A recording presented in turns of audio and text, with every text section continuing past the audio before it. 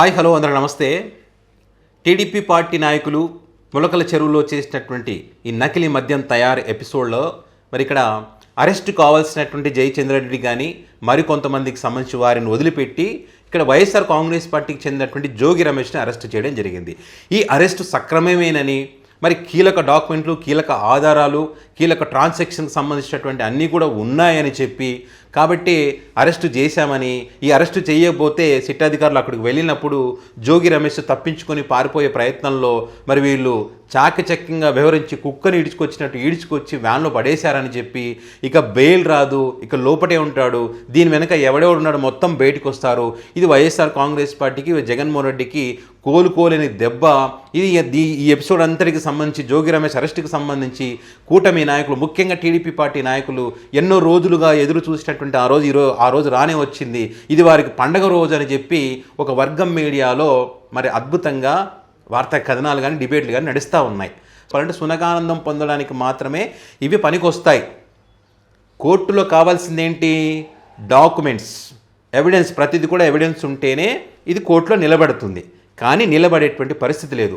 వైసీపీకి అనేక రకాలుగా న్యాయస్థానంలో కలిసి వచ్చేటువంటి అవకాశాలు ఉన్నాయి ఈ ఎపిసోడ్లో. ఎందుకు అంటే ఇక్కడ దేని బేస్ చేసుకొని జోగి రమేష్ని అరెస్ట్ చేశారు. ఇక్కడ అద్దెపల్లి జనార్దన్ రావు ఇచ్చినటువంటి స్టేట్మెంట్ ఆధారంగా ఇక్కడ అరెస్ట్ చేయడం జరిగింది. ఓకే, మరి ఏం చెప్తా ఉన్నాడు ఆయన అంటే, అద్దెపల్లి జనార్దన్ రావు మాకు స్టేట్మెంట్ ఇచ్చాడు, జోగి రమేష్కి ఇద్దరికి మధ్య లింక్స్ ఉన్నాయంట, 12 సంవత్సరాల క్రితం దిగినటువంటి ఫోటో చూపించి ఇదే వారి యొక్క లింకు అని చెప్తా ఉన్నారు. జోగి రమేష్ ఒక పెళ్లిలో దిగినటువంటి ఫోటో అని జోగి రమేష్ చాలా క్లియర్గా చెప్పడం జరిగింది. సో అదేవిధంగా ఈయన ఈ ఫోన్లో సంభాషణలు కానీ, చాట్స్ కానీ, కీలకమైనటువంటి ట్రాన్సాక్షన్స్కి సంబంధించినటువంటి అన్ని ఆధారాలు కూడా మాకు దొరికాయి అని చెప్తా ఉన్నారు. అద్దెపల్లి జనార్దన్ రావు ఆఫ్రికా నుంచి ఇండియాకి వచ్చేటప్పుడు నా ఫోన్ పోయిందని చెప్పి కూడా స్టేట్మెంట్ ఇచ్చాడు. అక్కడేమో ఫోన్ పోయిందన్నాడు, ఇక్కడేమో ఆయన ఇచ్చినటువంటి దాంట్లో ఆ ఫోన్ ద్వారా మొత్తం మాకు సమాచారం అంతా బయటకు వచ్చిందని చెప్తా ఉన్నారు. సో ఇది బయట చెప్పుకోవడానికి బాగుంటుంది, కానీ కోర్టులో డాక్యుమెంట్స్ క్లియర్గా కోర్టు ముందు ఉంచాలి. ఏ డేట్న ఎవరెవరు ఏ రకంగా చాటింగ్ చేసుకున్నారు. ఇప్పుడు మీరు ఏదో చాటింగ్ చూపిస్తూ ఉన్నారు, ఆ పేరు మీద, జోగి రమేష్ పేరు మీద, ఇప్పుడు నా పేరుని అదే పేరుగా పెట్టుకోవచ్చు, నా పేరుని చంద్రబాబు పేరుగా వేరే ఫోన్లో ఫీడ్ చేసుకోవచ్చు, అది అందరికి తెలిసిన విషయమే. కానీ ఆ నెంబర్ కావాలి కదా, అది జోగి రమేష్ నెంబరేనా కాదా అన్నది కోర్టులో చూపించాల్సిన అవసరం ఉంటుంది. అండ్ అదేవిధంగా ఇక్కడ జయచంద్రారెడ్డి ద్వారా చేయించారంటున్నారు కదా, జయచంద్రారెడ్డిని ఇంతవరకు ఎందుకు అరెస్ట్ చేయలేదు? ఆ జయచంద్రారెడ్డి అంటే టీడీపీ పార్టీకి చెందిన వ్యక్తి కాబట్టి ఆయన వదిలేశారు అనుకోవచ్చా? ఆ వ్యక్తిని అరెస్ట్ చేయలేదు. కోర్టులో రేపు ఖచ్చితంగా ఎందుకు అరెస్ట్ చేయలేదనే మాట ఖచ్చితంగా వస్తుంది. ఇంకొకటి ఇక్కడ విచిత్రం ఏంటంటే 2023లో అద్దెపల్లి జనార్దన్ రావుతో జోగి రమేష్ ఒప్పందం చేసుకున్నాడంట. 3 కోట్ల రూపాయలు ఇచ్చి, ఈ 3 కోట్లు నువ్వు పెట్టుకో, ఆఫ్రికాలో లిక్కర్ వ్యాపారం నడుపుకో, ఏం చేయాలంటే ములకల చెరువులో మరికొన్ని ప్రాంతాల్లో నకిలీ మద్యం తయారు చేయాలి, చంద్రబాబుకు డ్యామేజ్ చేయాలని చెప్పి 2023లో ఎందుకు ఒప్పందం చేసుకున్నాడు? జగన్మోహన్ రెడ్డి కదా అప్పుడు ముఖ్యమంత్రిగా ఉన్నది. జగన్మోహన్ రెడ్డి ముఖ్యమంత్రి ఉన్నప్పుడే చంద్రబాబు ప్రభుత్వం వచ్చినప్పుడు నువ్వు డ్యామేజ్ చెయ్యి అని చెప్పాడా? మరి ఏమైనా నమ్మశక్యంగా ఉందా ఇది? సరే 3 కోట్ల రూపాయలు అంటున్నారు, ఆ 3 కోట్ల రూపాయలు ఇచ్చారు అనడానికి దానికి సంబంధించినటువంటి ట్రాన్సాక్షన్ ఏ బ్యాంకు ద్వారా ఏ బ్యాంకు జరిగింది, ఎవరికి చేశారు, ఎప్పుడు చేశారు, ఒకటేసారి చేశారా, బ్యాంకుల ద్వారా కాకుండా డైరెక్ట్గా పేమెంట్ చేశారా, ఇలాంటి ఆధారాలన్నీ కోర్టుకు కావాలి కదా. అండ్ అదేవిధంగా ఈ అద్దెపల్లి జనార్దన్ రావుకు ఫోన్ సంభాషణలు అని చెప్తున్నప్పుడు జోగి రమేష్ తన 2 ఫోన్లు చూపించాడు. నా 2 ఫోన్లు ఇవి, వీటిని కావాలంటే తీసుకొని మీరు దీన్ని మొత్తం ఎంక్వైరీ చేసుకోండి, చేసుకున్న తర్వాత అప్పుడు లింకులు ఉన్నాయో లేదో బయట పెట్టానని కూడా డైరెక్ట్ చెప్పాడు. ఇదే విషయాన్ని జోగి రమేష్ కోర్టులో ప్రస్తావిస్తారు. నా ఫోన్లు ఇవి, నా నెంబర్లు ఇవి, సో మీరు కావాలంటే ఎంక్వైరీ చేసుకోవచ్చు అని కూడా కోర్టులో చెప్పడానికి బలమైనటువంటి ఆధారాలు జోగి రమేష్కి ఉన్నాయి.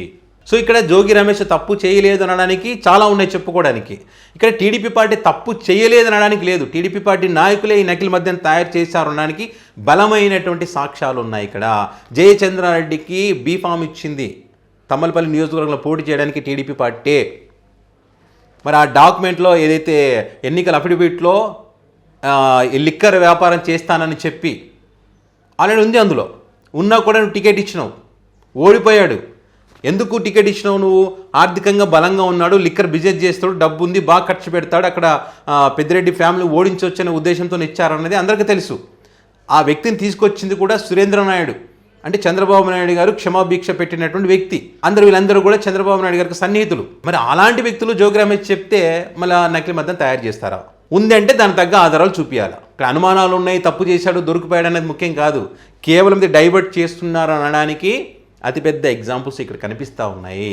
తుఫాన్లో మరి వాళ్ళకి అందించాల్సినటువంటి సాయం గురించి డైవర్ట్ చేయడం కోసం, అదే కాకుండా వరుసగా పుణ్యక్షేత్రాల్లో జరుగుతున్నటువంటి తప్పిదాలు, అపచారాలు, దారుణాలు, ఇక్కడ నిన్న చిన్న తిరుపతిగా పిలువబడుతున్నటువంటి కాశీబుగ్గ వెంకటేశ్వర స్వామి ఆలయంలో 10 మందిని పొట్టన పెట్టుకున్నారు.